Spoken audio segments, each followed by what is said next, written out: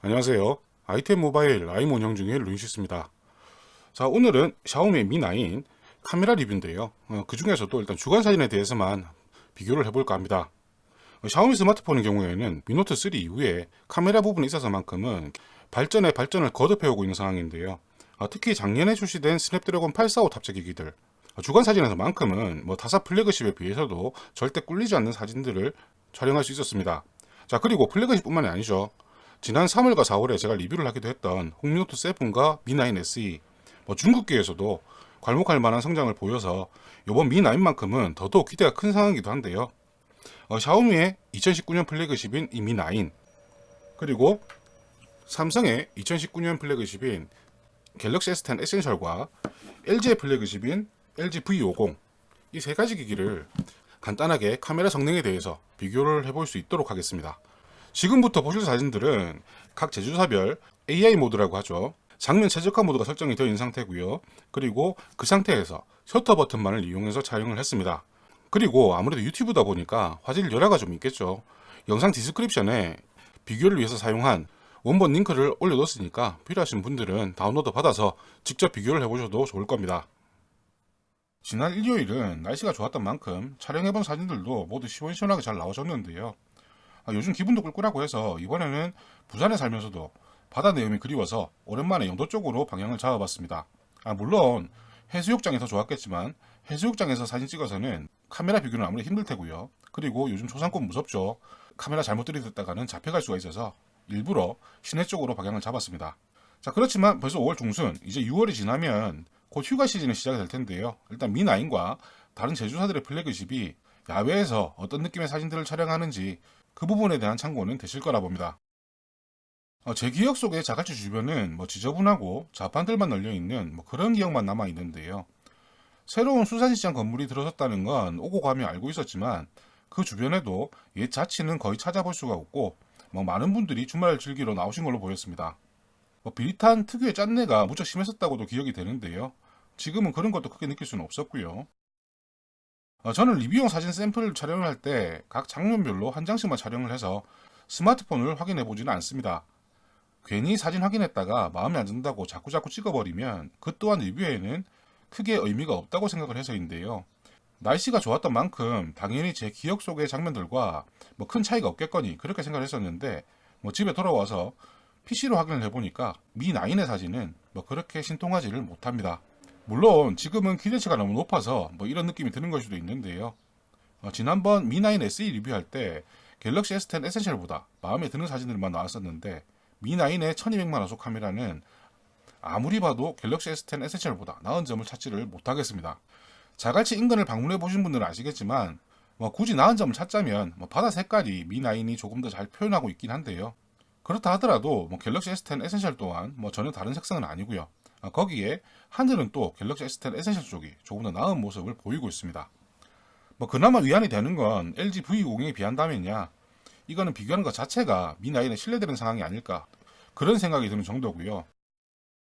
앞서 보신 장면을 초광각 카메라로 찍어서 비교를 해보면 전체적인 사진 품질은 아무래도 1200만화소의 메인 카메라보다는 조금 떨어집니다.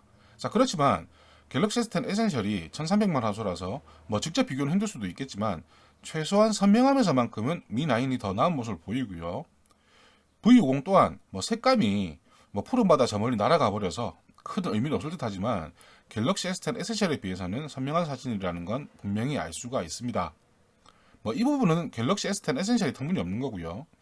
초광각이라고 해서 사진이 흐리다는 것 자체가 말이 되지를 않죠. 스냅드래곤을 사용한 해외판 갤럭시 S10 에센셜 같은 경우에도 이런 현상은 나타나지 않고요. 그냥 엑시노스 한정으로 벌어지는 현상이라서 참 애매합니다. 그리고 갤럭시 S10 에센셜은 망원 카메라가 없어서 2배 망원은 LG V50과 비교를 해봤는데요.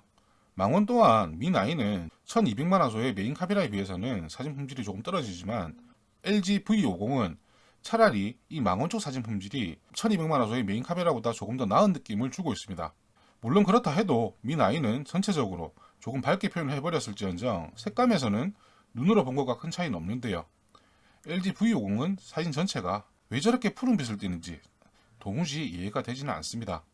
아마 LG 스마트폰 카메라의 AI 엔진을 담당하는 파트에서 바다는 무조건 푸르다 이런 신념을 가지고 있는 분이 존재하는 게 아닌가 뭐 그런 생각까지 하게 하는데요.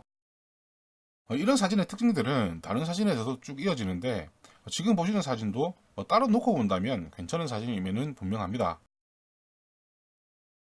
자, 그렇지만 다른 기기들과 비교를 해보면 미9은 여전히 사진 전체가 조금 더 밝게 처리가 되어 있고요. 덕분에 하늘과 구름의 경계가 다른 기기들에 비해서 뚜렷하지를 못합니다. 저는 실사용하면서 느낀 점들만을 가지고 리뷰를 진행을 하기 때문에 전문적인 용어를 사용하기 싫어하는데요. 자, 이런 현상을 다이나믹 레인지, DR이라고들 많이 말씀을 하시죠. 사진 품질을 떠나서 미9은 이 DR이 갤럭시 S10 에센셜은 물론이고 LG V60에 비해서도 부족하다는 게 제대로 드러난 사진이 아닌가 그렇게 생각을 합니다. 자, 그렇지만 피사체들이 조금 더 가까워지면 반대의 경우가 나오기도 하는데요. 지금 보시는 사진은 비교 대상 기기들이 그림자를 어떻게 처리하는지 보고 싶어서 일부러 촬영을 따로 해본 사진입니다. 미9은 태양의 각도에 따라서 그림자를 있는 그대로 보여주고 있는 반면에 갤럭시 S10 에센셜은 그림자가 많이 옅어진 상태고요. LG의 V50은 미9과 갤럭시의 중간쯤으로 어중간하게 처리가 되어 있습니다. 사진 품질은 말할 것도 없고요. 이 부분은 호불호가 갈릴 거라고 예상이 되기도 하는데요. 동상임에도 세 기기 모두 AI는 사람들로 인식을 했었고요. 사람이 피사체가 되더라도 이제 미9 같은 경우에는 있는 그대로를 촬영하는 반면에 갤럭시와 LG V50은 사진 전체의 밝기를 조금 더 올리는 최적화 처리를 하고 있는 걸로 보입니다. 보여드리는 건 앞서 보신 겨우 몇 장의 사진이지만 다른 사진들도 전부 마찬가지 결과라 생각을 하시면 되고요. 미9은 풍기행이 대상이 되면 사진 전체가 밝게 나오면서 사진 품질 자체도 갤럭시 S10 에센셜에 비해서 조금 부족하다는 느낌이 확실히 있고요. 그렇지만 LG V20에 비해서는 전체적으로 사진 품질은 분명히 낮습니다. 자, 그렇지만 종종 명암 처리에서 부족한 모습을 보이고 있는 것도 사실이고요. 자, 지난달에 진행했던 미9 SE 주간 사진 리뷰에서는 이 갤럭시 S10 에센셜보다 이 미9 SE가 조금 더 나은 듯하다고 그렇게 말씀을 드리기도 했었는데요. 이 미9 SE의 형벌인 미9이 오히려 갤럭시 S10 에센셜보다 좀 부족하다. 이게 뭐야? 라고 생각을 하시는 분들도 있으실 텐데요. 직접 보시는 수밖에 없습니다. 미9 SE도 같이 촬영을 해봤거든요. 망원과 초광각의 경우에는 미9이 미9 SE 대비해서 센서의 크기가 조금 작으면서도 사진 결과물에서는 조금 더 나은 모습을 보이고 있습니다. 자, 그렇지만 1200만화소 메인 카메라의 경우에는 제 눈으로 봐서는 아무리 봐도 미9 SE의 사진이 조금 더 나은 모습이고요. 하늘의 색상 표현은 물론이고 명암 표현 또한 미9에 비해서 미9 SE가 조금 더 잘 이루어졌다고 판단이 됩니다.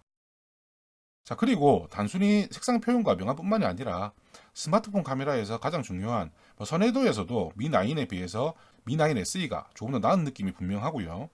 지금 보시는 사진도 전체 사진에서 중앙을 따로 크롭한 겁니다만 경고등과 기둥의 스키드 마크를 보시면 미9에 비해서 미9 SE의 사진이 훨씬 더 선명하다는 걸 분명히 아실 수가 있을 겁니다.